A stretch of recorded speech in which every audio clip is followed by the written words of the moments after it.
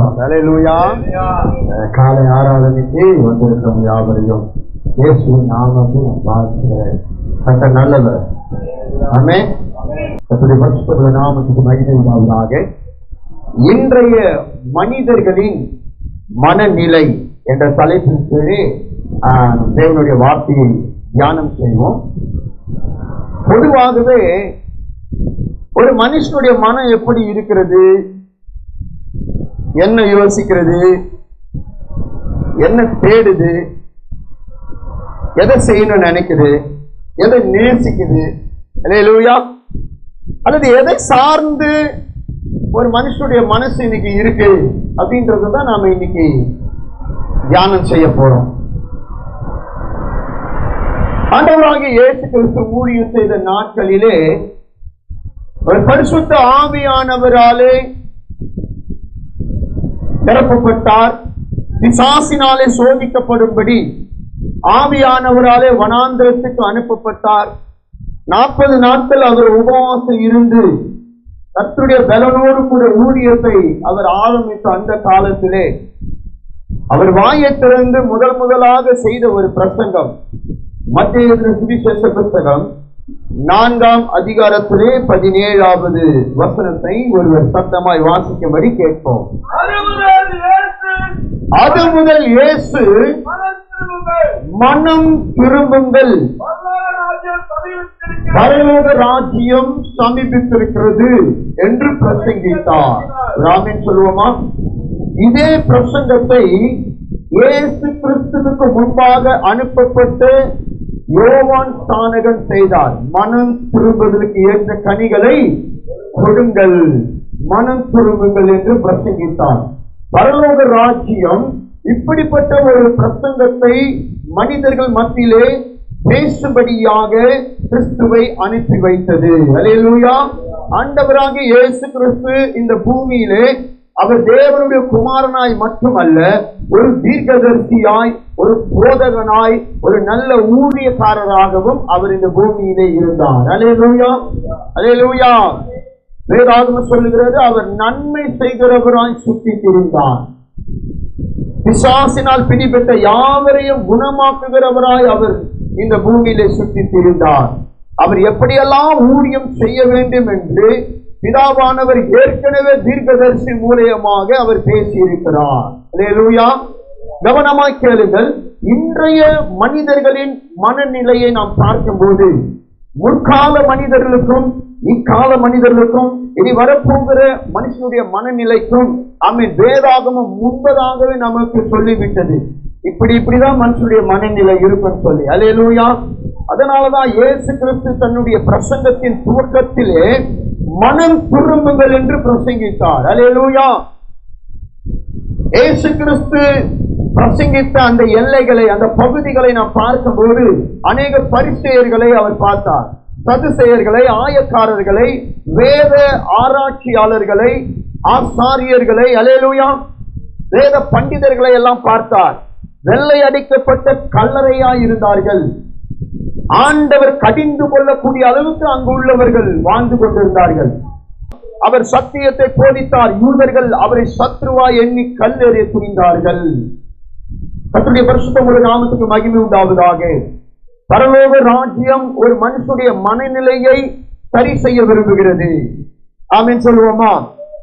ஆனால் இன்றைய மனிதர்களுடைய மனநிலை எப்படி இருக்கிறது, என்ன செய்கிறது, எதை தேடுகிறது, அல்லது எதை யோசிக்கிறது, எதை நேசிக்கிறது, அல்லது எதை சார்ந்து இருக்கிறதுன்னு பார்க்கும்போது கர்த்தர் சொல்லுகிறார். 94ஆம் சங்கீதத்திலே 11வது வசனத்தை நீங்கள் வாசியுங்கள். அந்த இடத்துல எழுதியிருக்கிறது, மனுஷனுடைய யோசனைகள் வீண் என்று கர்த்தர் அறிந்திருக்கிறார். அல்லேலூயா.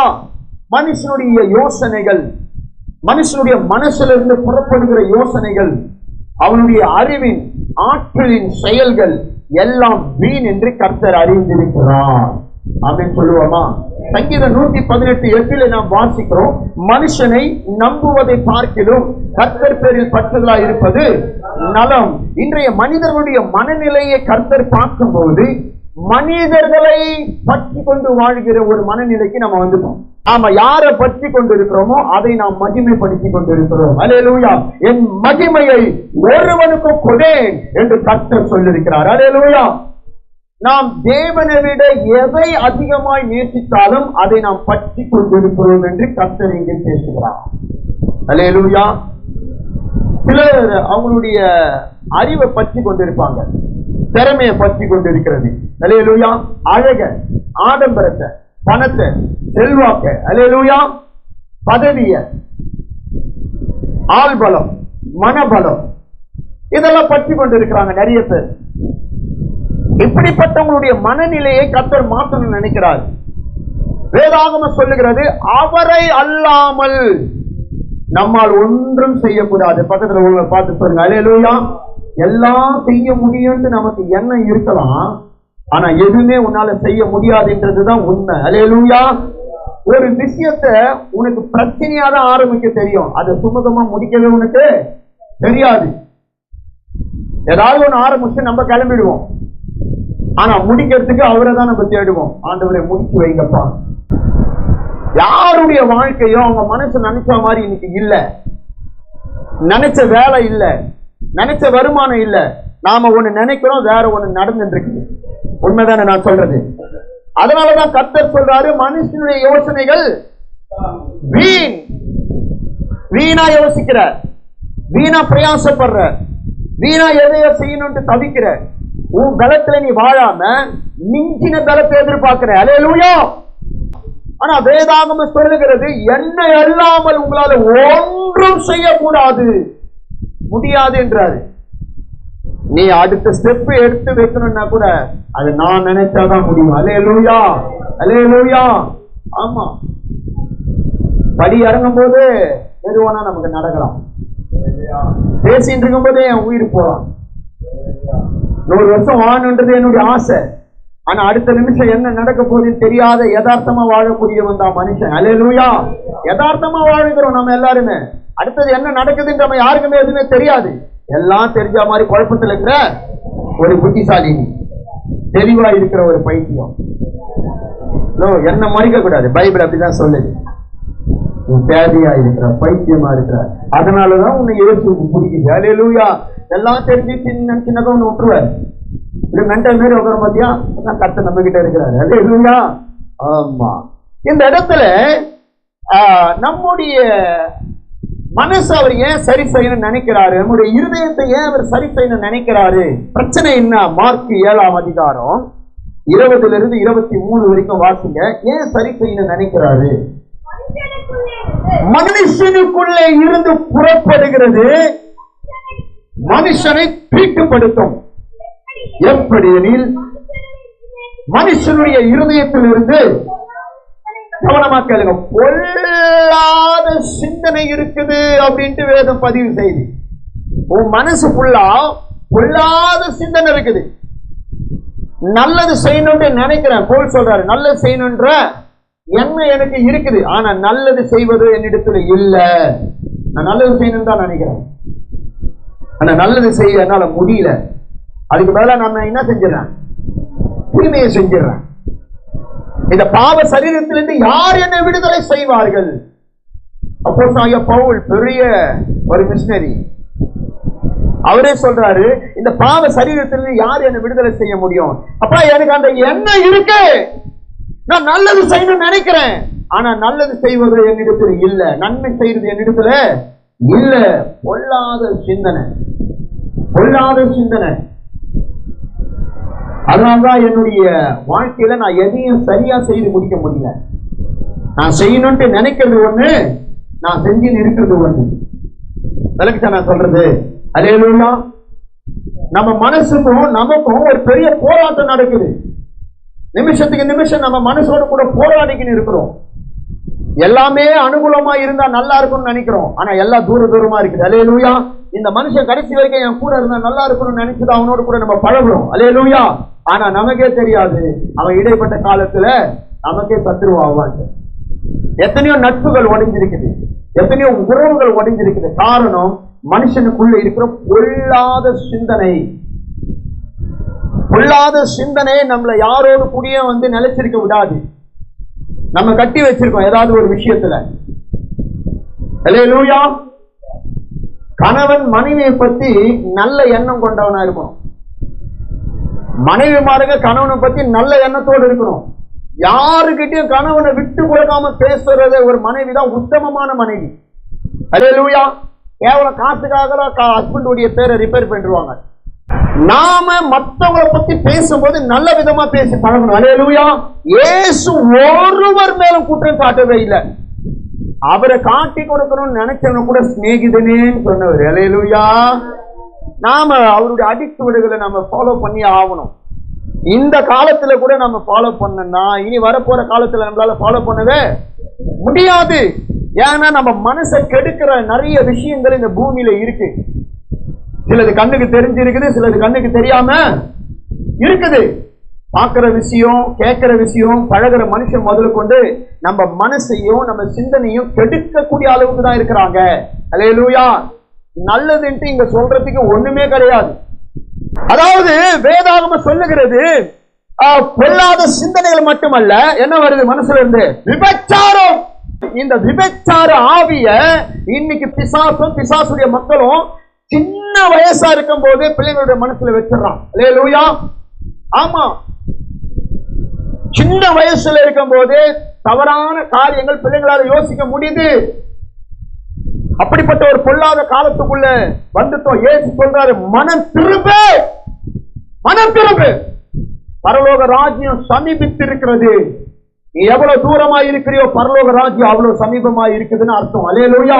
கர்த்தரை விட்டு நாம எவ்வளவு பின்விலகி போறோமோ அந்த அளவுக்கு தேவன் உன்னை நெருங்குறாருன்னு அர்த்தம். ஆமென் சொல்லுங்க. அல்லேலூயா. நீ தேவனை நெருங்கும் போது உலகம் உன்னை விட்டு பின்னே போகும். நீ உலகத்தை நெருங்கும் போது பரலோக ராஜ்யம் உன்னை விட்டு பின்னே போகும். சாதாரணமா தேவனுடைய ராஜ்யத்துக்குள்ள போயிட முடியாது. சீசர்களை திடப்படுத்துறாரு பவுல். அநேக உபத்திரவங்கள் வழியாக நாம் தேவனுடைய ராஜ்யத்திலே பிரவேசிக்க வேண்டும் என்பது தேவனுடைய சுத்தமாயிருக்கிறது. உபத்திரவத்தை கர்த்தர் ஏன் அனுமதிக்கிறார் கிறிஸ்தவர்களுக்கு? உபத்திரவன் ஒரு விஷயம் வரும்போதுதான் நாம ஜெயிக்கிறவங்களா தோக்கிறவங்களா நமக்கே தெரியும். அல்லேலூயா. உபத்திரவம் உள்ள வரணும். அப்பதான் நாம பலவீனனா பலவானான்னு தெரியும். ஆண்டவர் நினைச்சா நம்மளுடைய பிரச்சனை எல்லாத்தையும் சுமூகமா முடிக்க முடியும். ஆனா கர்த்தர் நம்முடைய பலத்தை கொண்டே ஜெயம் எடுக்க வைக்கிறார். அல்லேலூயா. இந்த பலத்தோடு நீ ஜெயிக்கணும். ஏன்னா வேதம் அப்படி சொல்லுது, தேவனால் பிறப்பதெல்லாம் உலகத்தை ஜெயிக்கும். உலகத்தை மட்டுமல்ல, உலகத்தில் உள்ளவகையும் நம்ம ஜெயிக்க முடியும். ஆனா கர்த்தர் நான் கூட தான் இருக்கிறேன்னு சொல்றாரு. ஆனா நான் எல்லாத்தையும் செஞ்சிடுவேன்னு சொல்லல. நான் கூட இருக்கிறேன், நீ தான் எல்லாத்தையும் செய்யற. அல்லேலூயா. ஒரு கோலியாத்தை நீ தான் சாவடி இருக்கிற. அல்லேலூயா. நான் நின்னு ஐடியா கொடுப்பேன், கூட இருப்பேன். ஆனா கொல்ல போறது என்னமோ நீ தான், சாதிக்க போறது என்னமோ நீ தான். அல்லேலூயா. உன் மனசை நீ தான் ஜெயிக்க போற. நல்லா கவனமா கேளுங்க. நம்மள என்கரேஜ் பண்ணுது இந்த உலகம் அப்படின்னு சொன்னா அந்த இடத்துல ஆவிக்குரியவங்க தீர்மானிக்கணும். நம்மள என்கரேஜ் பண்ற இந்த விஷயம் நமக்கு வேணுமா வேணாவா? வேணாம். அல்லேலூயா. வேணான்னு சொல்லும் போது கர்த்தர் மகிமைப்படுவார். வேணும்னு நீ சொன்னா பிசாசு உனக்கு அள்ளி அள்ளி தருவோம். பாரு, இன்னும் கொஞ்சம் பாரு. நீங்க ஒன்னா பாருங்க, யூடியூப் பாருங்க. எந்த விஷயம் பாக்குறீங்களோ அந்த விஷயத்த உங்களுக்கு அவன் போட்டு போட்டு கொடுத்துட்டு இருப்பான். யார் அதிகமா யூடியூப்ல பாக்குறீங்க? நீங்க பாக்குற விஷயத்தை திரும்ப திரும்ப கொடுப்பான். நல்ல விஷயத்தை பாருங்க, நல்ல விஷயமாவே வரும். ஒரு சிலர் கொலை பண்றது, கழுத்தா இருக்கிறது, கழுத்தை இப்படி முறுக்கிறது, இந்த மாதிரி த்ரில்லிங்கான வீடியோ தான் பார்த்து உட்காந்து இருக்கோம். யோசனை பண்ணி பாரு. அதுக்கு கல்யாணம் பண்ணி வச்சு அந்த குடும்பம் என்ன ஆகுது? கழுத்தை முறிக்க அண்ணாண்டு வச்சிடும் வீட்டுக்காரர் கழுத்து. காரணமே இல்லை, அதை செத்துருப்பான் அந்த ஆளு. சிலருக்கு குடும்பத்துல குழப்பத்தை எப்படி பண்றது, அப்படிப்பட்ட சீரியலே செலக்ட் பண்ணி பாருங்க. மாமியார் எப்படி போது தள்ளுறது, கணவனை என்ன பண்றது, டார்ச்சர் மென்டல் டார்ச்சர் எப்படி கொடுக்கிறது, இந்த மாதிரி பாக்குறது. நல்லா கவனமா கேளுங்க. உன் மனசு உன் கண்ட்ரோல்ல இருந்தா உன் வாழ்க்கை நல்லா இருக்காது. உன் மனசு கர்த்தருடைய கண்ட்ரோல்ல இருந்தாதான் வாழ்க்கை பிரைட்டா இருக்கும். அல்லேலூயா. எத்தனை பேர் சொல்ல முடியும் என் மனசு அவருடைய கண்ட்ரோலுக்கு இருக்கணும் அப்படின்னு சொல்லுங்களேன். விபச்சாரம் எல்லா இடத்துலயும் இந்த ஆதி கிரியை செய்து, சபைக்குள்ளலாம் இப்ப நிறைய கிரியை செய்து. வேசித்தனம், கொலை பாதகங்கள், கால் சவர நகைக்காக 100 கிராம் நகைக்காக எல்லாம் இன்னைக்கு போட்டுறானுங்க. எதுக்கு கொல்றன்னு கூட தெரியல. ஆனா கொலை பாதகர்கள் நிறைய பேர் இருக்கிறாங்க. கூட்டம் கூட்டமா ஜனங்களை சாவடிக்கிறானுங்க. கேட்டா தேசப்பற்றுதல் என்றாங்க. அல்லேலூயா.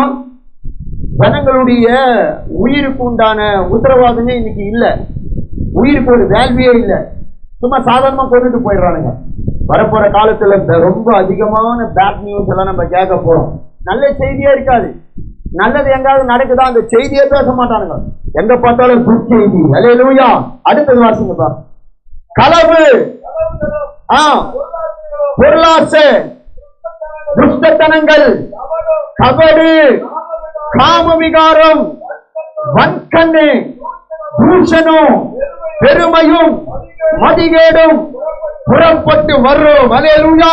மனுஷனே மனம் திரும்பு, பரலோக ராஜ்யம் சமீபித்திருக்கிறது. பொல்லாங்கானவைகளை எல்லாம் நீங்கள் உள்ளத்திலிருந்து புறப்பட்டு மனுஷனை தீட்டுப்படுத்துகிறது என்றார். இது இயேசு கிறிஸ்து ஊழியம் செய்த நாட்கள்ல அவர் மனம் திரும்புங்கள் என்று பிரசங்கித்த அந்த நாட்கள்ல சொல்லப்பட்ட செய்தி. இது ஏதோ பிரசங்கம் கிடையாது. இதுதான் மனுஷனுடைய மனநிலை இன்னைக்கு. அல்லேலூயா. மனுஷனுடைய மனசதான் இன்னைக்கு கர்த்தர் பிரசங்கமா பண்ணி இருக்கிறார். இப்படி இப்படி இருக்கு. இருக்கா இல்லையா? கொலைபாதகம் இருக்கிறானா? திருடவங்க இருக்கிறாங்களா? புஷ்டதனம் பண்றவன், கபடு செய்யறவன், பொருளாசை உள்ளவன், காம விகாரம், வன்கண்ணு, தூஷணம், பொறாம, மதிகேடு எல்லாம் இருக்கு. இந்த காலத்தை கர்த்தர் ஏற்கனவே அவர் அறிஞ்சு பேசியிருக்கிறார். நல்ல கவனமா கேளுங்க. சட்டமும் சத்தியமும், அது ஒரு 7 வருஷம் முன்னாடி ஒரு ஆர்டிக்கல் எழுதணும்னு நினைச்சேன். சட்டமும் சத்தியமும். இன்னைக்கு சட்டம் தெரிஞ்சவங்களே தவறுக்கு துணை போறாங்க. அல்லேலூயா. சட்டம் தெரிஞ்சவங்களே தவறுக்கு துணை போறாங்க. சொல்ல போனா சில விஷயங்களுக்கு ஐடியா கொடுக்கறதே சட்டம் தெரிஞ்சவங்க தான். நீ இதை செய், அதுல பாதி என்கிட்ட கொடு. அல்லேலூயா. உன்னை நான் எஸ்கேப் பண்றேன். புரிஞ்சது நான் சொல்றது? இந்த சைன் திருவங்களுக்கு அதுக்கு பின்னாடி சில பல அதிகாரிகள் இருப்பாங்க. இதை செய், இந்த செக்ஷன்ல நான் உன்னை வெளியே எடுத்துறேன். ஆமே. கொலை செய்யறவனுக்கு பின்னாடி கூட அரசாங்கம் இன்னைக்கு ஆதரவா இருக்கு. கிறிஸ்தவங்க ரொம்ப ரொம்ப ஜாக்கிரதையா வாழ்ந்து முடிக்கணும். இந்த போராட்டம் நல்ல போராட்டமா எப்படின்ட்டு நாம யோசிக்கணும். அல்லேலூயா. யாரையோ வாழ வைக்க நாம போராடக்கூடாது. நாம வாழணும். அல்லேலூயா. நாம பரலோகம் போகணும். அல்லேலூயா. உங்களுக்காக உங்க மனைவி ஜெபிச்சா நீங்க போயிடுவீங்கன்ற அர்த்தமே கிடையாது. அவங்க ஆத்மாவுக்கு அவங்க உத்தரவாதி. அல்லேலூயா. அப்பா ஊழியம் செய்யறாரு, நான் எங்க வேணா எப்படி வேணா இருக்கலாம்னு கதை கிடையாது. உன் ஆத்மாவுக்கு நீதான் உத்தரவாதி. அப்படி பரிசுத்தமுள்ள நாமத்துக்கு மகிமை உண்டாவதாக.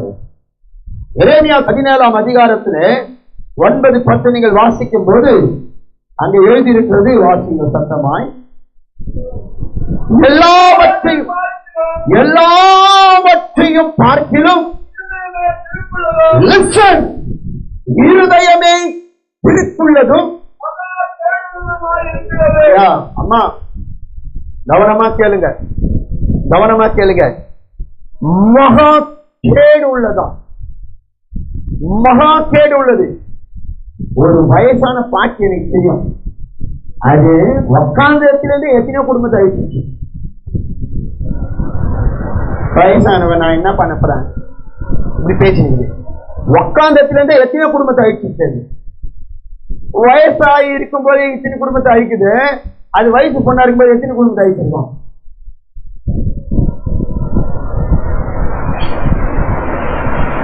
பாவம் செய்யறதுக்கு, தப்பு செய்யறதுக்கு வயசு ஒரு மேட்டர் கிடையாது. அல்லேலூயா. மனசுதான் பிரச்சனை. மனசுல சாவர வரைக்கும் அசிங்கம் இருக்கும். சாவர வரைக்கும் உனக்கும் மனசுக்கும் போராட்டம் இருக்கும். அல்லேலூயா. நீ என்னைக்கு முழுசா மனம் திரும்பறியோ அன்னைக்குதான் ரட்சிக்கப்பட்டுக்கிறீங்க. அது வரைக்கும் ரட்சிக்கப்படுவேன் அப்படின்னு சொல்லலாம். ரட்சிப்பு வந்துடாது. என்னைக்கு முழுசா மனம் திரும்புறோமோ அன்னைக்குதான் ரட்சிப்பு. அல்லேலூயா. ஆமா. நீங்கள் மனம் திரும்பாமல் போனால் அப்படியே கெட்டு போய் விடுவீர்கள். உங்கள் மனம் புதிதாகிறதுனாலே மறுரூபமாகுங்கள். மனம் திரும்பலன்னா அப்படியே கெட்டு போயிடுவோமா? இப்ப எப்படி தெரியும்? அப்படியே நீ சாவர வரைக்கும் இருப்ப. அல்லேலூயா. ஆமா. கர்த்தருடைய பரிசுத்தமுள்ள நாமத்துக்கு மகிமை உண்டாவதாக. வேதம் சொல்லுகிறது மகா கேடு உள்ளதுமா இருக்கிறது. என்ன சொல்ல வர்றாருங்க? அதை அறியத்தக்கவன் யார்? யாருக்கு பதில் தெரியும்? ஒரு மனுஷனுடைய மனசுல இருக்கிறது யாருக்கு தெரியும்? கர்த்தர் ஒருத்தருக்கு தான் தெரியும். அல்லேலூயா. கர்த்தர் பொண்டாட்டிக்கே தெரியாது நம்ம மனசுல என்ன இருக்குன்னு. ஆனா கர்த்தருக்கு எல்லாமே தெரியும். அதனாலதான் நம்ம மனச அவர்கிட்ட கொடுக்கணும். அல்லேலூயா. என்ன பேசணும், யாரு கூட வாழணும், எப்படி ட்ரெஸ் பண்ண முதல் கொண்டு நாம அவர்கிட்ட கொடுத்துட்டா அவரே நம்மள வந்து கரெக்டா நடத்துவார். ஆமேன் சொல்லுவோமா? ஆமேன் சொல்லுவோமா? ஆமா. 10வது வசனம் இப்படி சொல்லுது, வாசிங்க. கர்த்தராகிய நானே லெசன் ஒவ்வொருவனுக்கும் அவன் வழிகளுக்கும் செய்கைகளின் பலன்களுக்கும் தக்கதாக கொடுக்கும்படிக்கு கவனமாய் கேளுங்க தேவ ஜனமே. இருதயத்தை ஆராய்கிறவரும் உள்ளம் பிரியங்களை சோதி தருகிறவருமாய் இருக்கிறேன். கைகளை தட்டி கர்த்தரை ஸ்தோத்திரம் பண்ணுங்க. பாருங்க, நல்லா கவனமா கேளுங்க, கவனமா கேளுங்க. நம்முடைய இருதயத்தின் ஆமென் ஆழங்களை கர்த்தர் பேசுகிறார். இருதயத்தின் ஆழம், அந்த வேறு வரைக்கும் பேசுறார் ஆண்டவர். உன்னுடைய வேறு முதல் கொண்டு நீ சரி செய்ய வேண்டும். அல்லேலூயா. அதாவது உன்னுடைய ஆரம்பம், உன்னுடைய ஆரம்பத்திலிருந்து நீ சுத்தமாக வேண்டும். ஏதோ நான் ரட்சிக்கப்பட்டேன் அப்படிலாம் கிடையாது. உன்னுடைய ஆரம்பத்திலிருந்து நீ சரி செய்யணும். பிதாவானவர் கனி கொடாத மரம் எதுவோ அது வெட்டுண்டு அக்கினியில போடப்படும் பேசுறாரு. அப்படின்னா வேர்ல இருந்து சுத்தம் வரணும். ஆமென். வேர்ல இருந்து சுத்தம் வந்தாதான் நல்ல கனி அவருக்கு கிடைக்கும். கையை தட்டி கர்த்தரை ஸ்தோத்திரம் பண்ணுங்க. எப்படி எழுதுறாரு பாருங்க. நானே ஒவ்வொருவனுக்கும் அவனவன் வழிகளுக்கும் செய்கைகளின் பலன்களுக்கு தக்கதாக கொடுக்கும்படிக்கு இருதயத்தை ஆராய்கிறவரும் உள்ளந்திரியங்களை சோதித்து அறிகிறவருமாய் இருக்கிறேன். நிறைய பேருக்கு கிறிஸ்தவங்களா வாழ பிடிக்குது, ஆனா கிறிஸ்தவங்களா வாழ முடியல. நான் சொல்றது எத்தனை பேருக்கு புரியுது? எல்லாருக்கும் கிறிஸ்தவங்களா வாழணும் இப்ப ஆசைப்பட்டு வாழறதுக்கு இதுன்னா சொல்லு. இது ஆசைப்பட்டு வாழ வாழ்க்கை கிடையாது.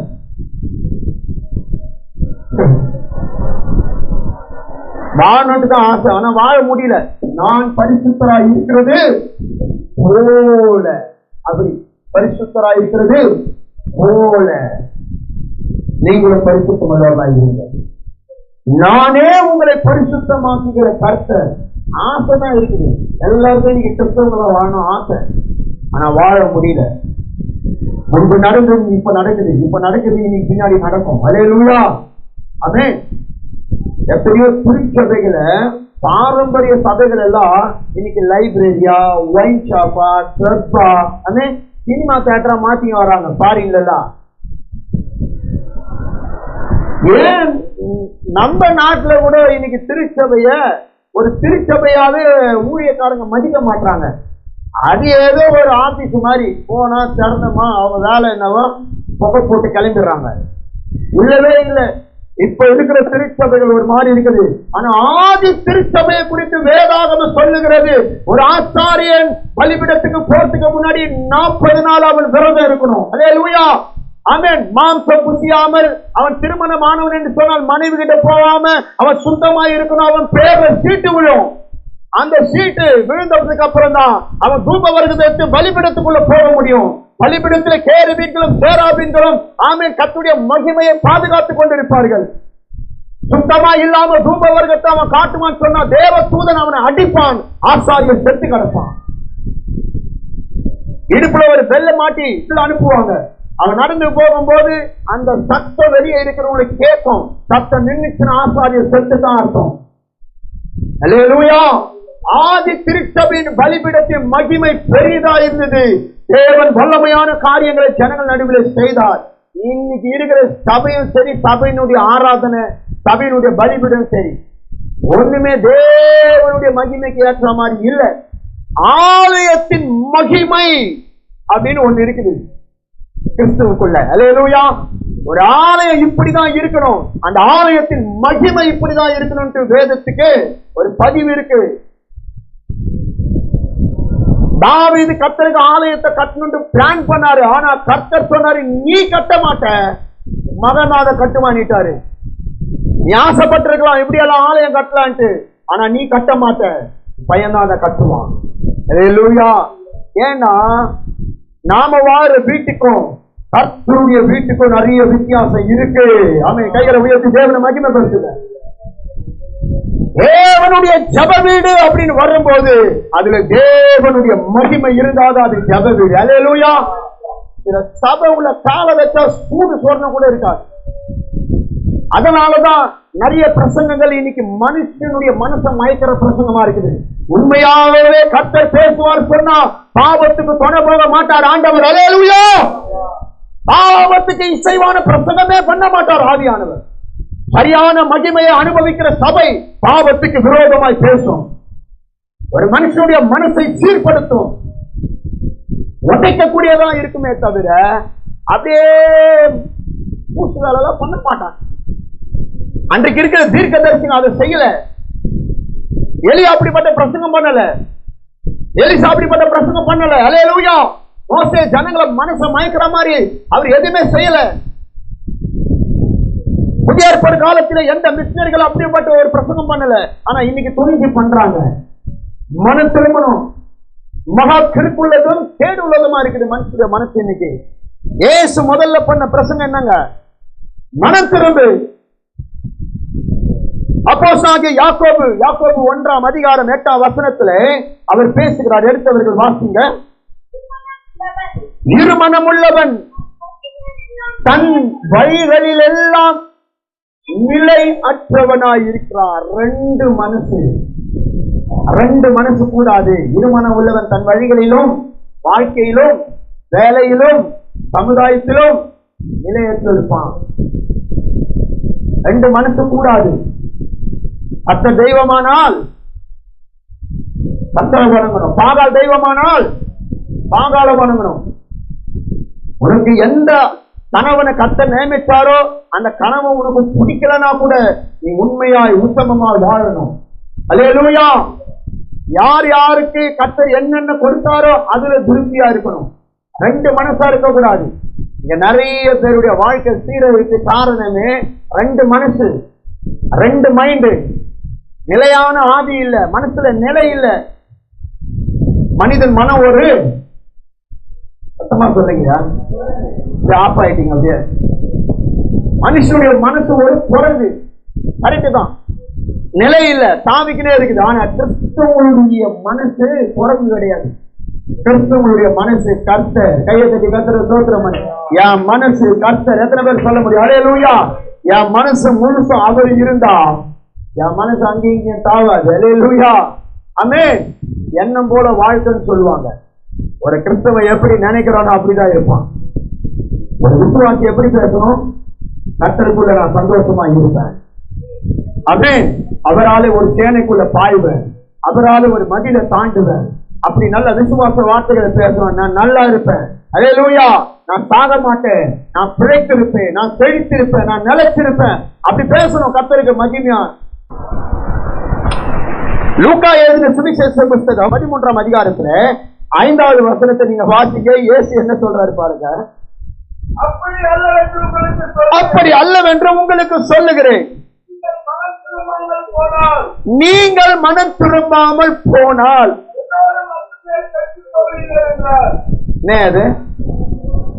என்ன இது?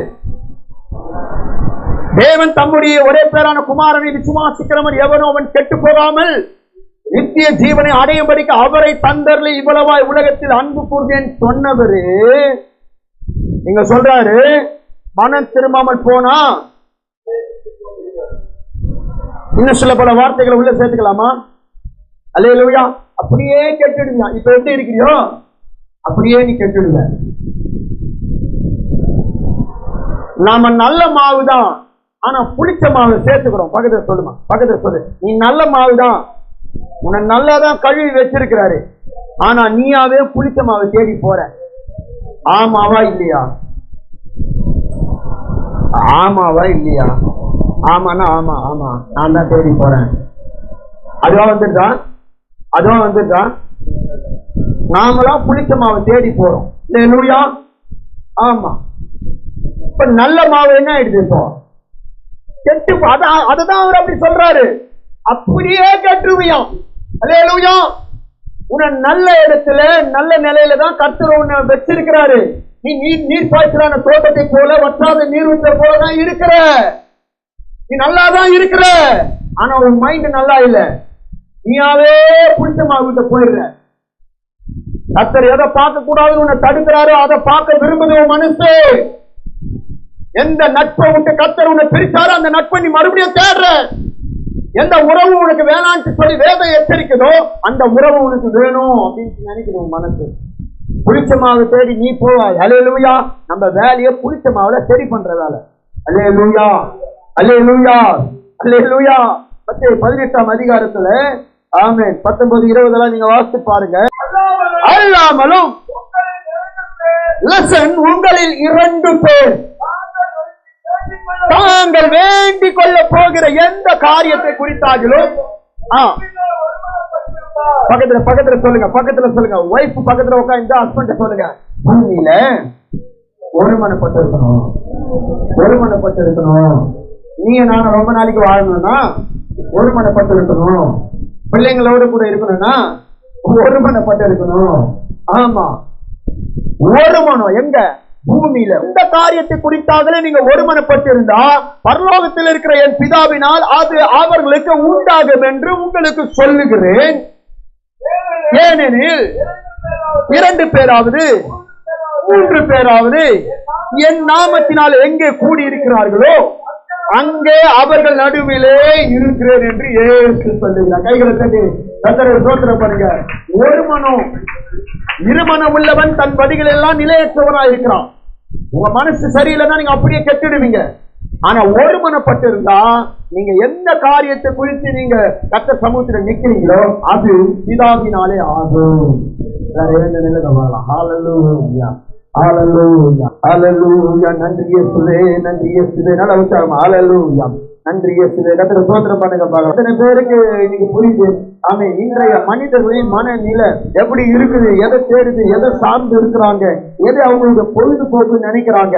ஆமென். கர்த்தர் சொல்றாரு மனம் திறந்து. கர்த்தர் சொல்றாரு மனம் திறந்து, மனம் திரும்ப. எல்லாரும் சொல்லுங்க, மனம் திரும்பணும். ஆண்டவரே, நான் மனம் திரும்பணும். நான் சரியில்லை, நான் மனம் திரும்பணும். ஹல்லேலூயா, ஹல்லேலூயா, ஹல்லேலூயா. வாயத்தரங்க. நீங்க தான் சொல்லணும், நீங்க தான் சொல்லணும். நான் சரியில்லை ஆண்டவரே, ஒத்துக்குங்க, நான் சரியில்லை. என் மனசு மாற வேண்டிய அவசியம் இருக்கு. என் மனசை நீங்க தான் சரி பண்ணணும், நீங்க தான் சரி பண்ணணும். பாவத்தை மறைக்கிறதுல ஒரு பிரயோஜனமும் இல்லை. தேவசனமே ஒரு பிரயோஜனமும் இல்லை. நீ நல்லா இருக்கணும் அப்படின்னு சொன்னா உன் வாயின் வார்த்தையிலிருந்து ஒரு அறிக்கையை எதிர்பார்க்கிறாரு. உன் வாயினாலே நீ சொல்ற வார்த்தை தான் உன்னை சுத்தமாக்கும். நீ அதை சொல்லு, என் மனசு இந்த மாதிரி இருக்காண்டவரு, என் மனசுல எப்படிப்பட்ட பிரச்சனை இருக்கு, இந்த மாதிரி நான் நினைக்கிறேன், இந்த மாதிரி நான் செய்யணும்னு விரும்புறேன், சரி பண்ணுங்க. ஹல்லேலூயா. நான் ஆண்டவரே உண்மை ஏற்றுக்கொண்டுட்டேன், ஆனா உங்க விருப்பம் கூட என்னால வாழ முடியல. சொல்லுங்க ஆண்டவரை பார்த்து, ஆண்டவரே என்ன சரி பண்ணுங்க, என்ன சரி பண்ணுங்க. ஹல்லேலூயா, ஹல்லேலூயா. நிச்சயமா யாரும் சாதாரணமா நிக்காதீங்க, சாதாரணமா நிக்காதீங்க. ஏன்னா இந்த காலத்துல கூட நம்ம மனம் திரும்பலன்னா இனி வரப்போற காலத்துல அதுக்கு வாய்ப்பே கிடையாது. இந்த சமுதாயம் நம்மள ஒழுங்கா வாழ விடாது, ஒழுங்கா வாழ வைக்காது. ஒழுங்கா இப்பவே மனம் திரும்புங்க. இப்பவே உங்க மனசுக்கு ஒரு கண்ட்ரோல் கொண்டு வாங்க, கண்ட்ரோல கொண்டு வாங்க. ஹல்லேலூயா. ஓ ஹமேதி பாலா துரா கரபலபா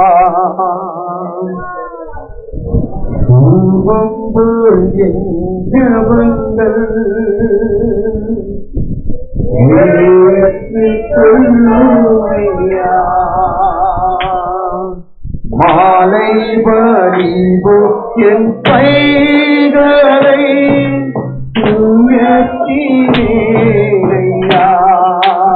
எல்லாரும்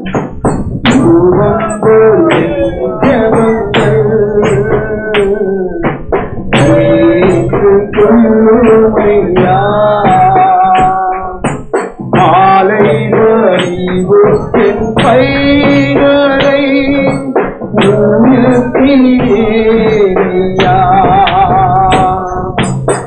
உம்மை நோக்கி விரைவாய் உதவி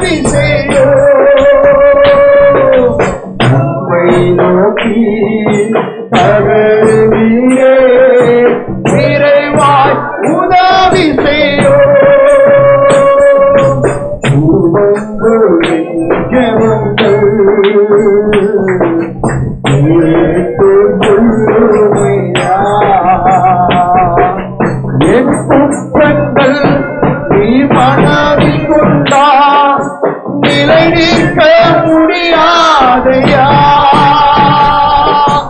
என் குற்றங்கள் நீர் மனதில் கொண்டால் நிலை நிற்க முடியாதையா மன்னிப்பு தருவாரே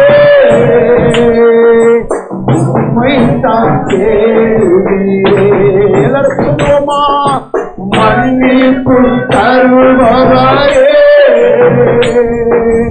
உம்மை தான் தேடுகிறேன் உம்மை நோக்கி அழுகிறேன் விரைவாய் உதவி செய்யோ உம்மை நோக்கி விரைவாய் உதவி செய்யோ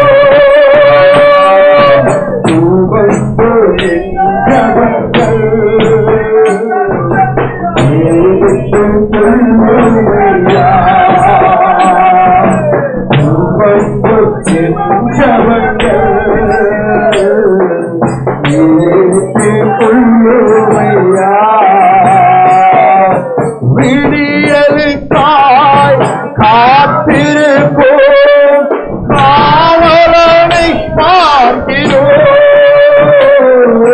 விடியலுக்காய் காத்திருப்போம் காவலனை பார்க்கிறோம் என்னென்றும் ஆவலுடன் உமக்காய் கேட்குமையா என்னென்றும் ஆவலுடன்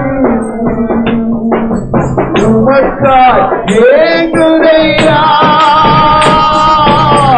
உம்மை நோக்கி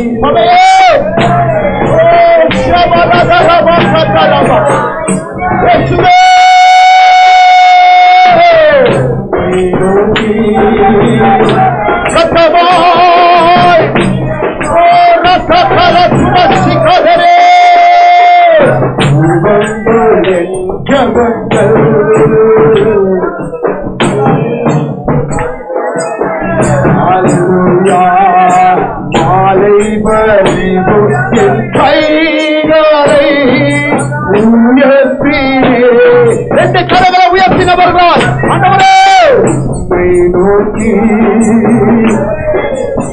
சொல்லுங்கப்பா சபையே உன் சபையில எழுப்புதல் உண்டாக வேண்டும் அறிக்கையிடு அறிக்கையிடு அறிக்கையிடு விரைவாய் அவர் வருவார் கோபமாய் அவர் வருவார் உன்னை விடுதலை செய்ய தீவிரமாய் இயேசு வருவார் கோபமாய் அதே பாவத்துக்கு விரோதியாய் இயேசு எரிச்சலோடு வருகிறார் அவை பாவத்தின் வேரை பிடுங்குவதற்கு உன் மனதில் இருக்கிற எல்லா பாவங்களை நீக்குவதற்கு இயேசுவே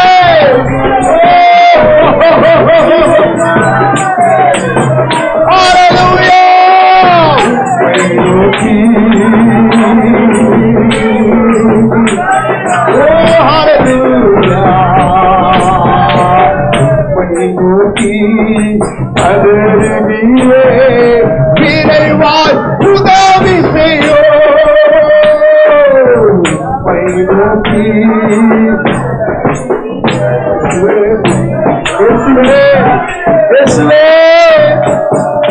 என் வாய்க்கு காவல் வையோ காத்து கொள்ளும் ஐயா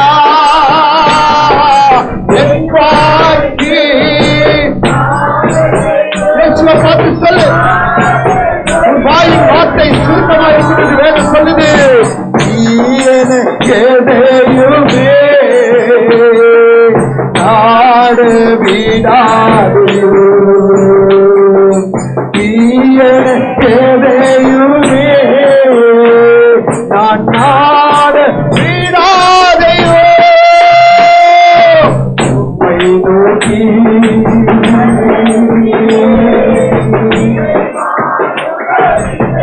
இயேசுவே உம்மை நோக்கி அழுகிறே மனதரங்கப்பா ஒரு முறை மனதரங்க ஒரே ஒரு முறை பார்த்து சொல்லுங்கம்மா. பொய்யுமையா மாலை கழிவுரை பைகளை மனம் திரும்பிட்டு ஆண்டவரே, மனம் திரும்பி வந்திருக்கிறோம். கர்த்தர் எங்கள் இருதயங்களை மனசை பரிசுத்தமாக்குவதற்காக ஸ்தோத்திரம் ஸ்தோத்திரம் ஸ்தோத்திரம் ஸ்தோத்திரம். எல்லாரும் வாயில தட்டு கர்த்தரை ஸ்தோத்திரம் பண்ணுவோமா? ஸ்தோத்திரம் ஸ்தோத்திரம் ஸ்தோத்திரம் ஸ்தோத்திரம் ஸ்தோத்திரம்.